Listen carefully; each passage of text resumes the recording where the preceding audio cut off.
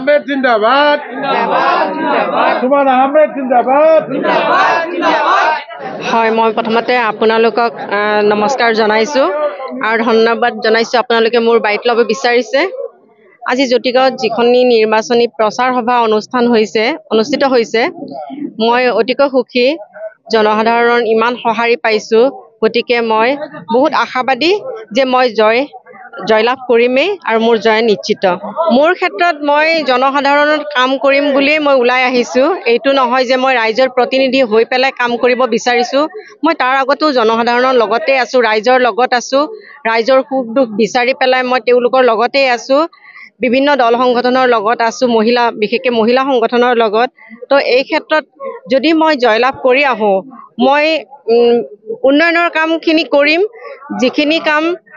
আমাৰ জিলা পৰিষদৰ আণ্ডাৰত হ'ব সেইখিনি কাম মই আপোনালোকে মোক বিচাৰিব নালাগে মই নিজে আহি বিচাৰি পেলাই আপোনালোকৰ মাজত উপস্থিত হ'মহি মই দেখিছো প্ৰধান সমস্যাটো হৈছে যিটো আমাৰ জটিগাঁৱৰ আমাৰ হস্পিটেলখন মেডিকেল কলেজ হস্পিটেলখন যিখন আছে তাৰ বেক সাইডত যিটো আমাৰ বস্তি আছে মানে আমাৰ ৰাইজবাসী থাকে ভোটাৰ ৰাইজবাসীসকলৰ ওচৰত আহি মই সেইদিনাখন দেখা পাইছো তাৰ ড্ৰেইনৰ পানীখিনিয়ে ৰাস্তাটো একদম মানে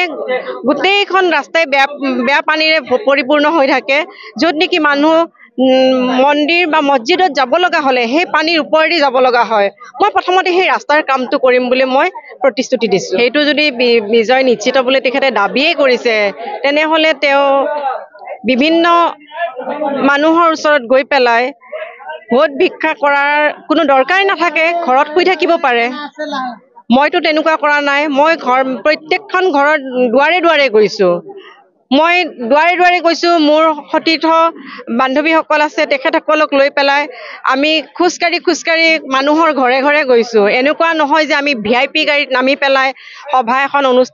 অনুষ্ঠিত কৰিছোঁ আকৌ গুচি আহিছোঁ এনেকুৱা নহয় মই আজি 4th টাইম জটিগাঁৱত আহিছোঁ আজি যে আহিছোঁ এইটো নহয় মই 4th টাইম আহিছোঁ যিটো আমাৰ হিন্দু এলেকা আছে তাতো মই গৈছোঁ বহিছোঁ ৰাইজৰ মাজত মই আলাপ আলোচনা কৰিছোঁ মত বিনিময় কৰিছোঁ তাৰপিছত আজি এওঁলোকে মাতিছে মই ইয়াত আহি উপস্থিত হৈছোঁ আৰু মই নিজাববীয়াকৈ মই প্ৰতিখন ঘৰতে গৈছোঁ মোৰ ক্ষেত্ৰত মই আপোনাক অলৰেডি কৈয়ে পেলালোচোন যে নিৰ্বাচনৰ যদি মই জয় হওঁ তেনেহ'লে মোক বিচাৰি যাব নালাগে মই নিজে আহিম ৰাইজৰ ওচৰত আজিৰ জনসাধাৰণে মোক মই জানো 100% মোক ভোট দিব বুলি মই আশাবাদী মই ভাবিয়ে লৈছোঁ আৰু আল্লাহৰ ওচৰত দোৱা কৰিছোঁ যাতে এইটোৱে হয় ৰাইজক আহ্বান জনাইছোঁ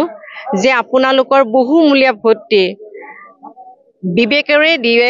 আৰু আবেগৰে যাতে নিদিয়ে কাৰো যাতে প্ৰৰোচনাত ভুলবশতঃ আপ্লুত হৈ পেলাই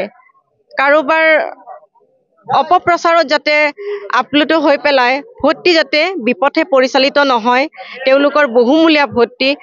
বিবেকেৰে দিয়ক আৰু সুমন আহমেদক জয়লাভ কৰাওক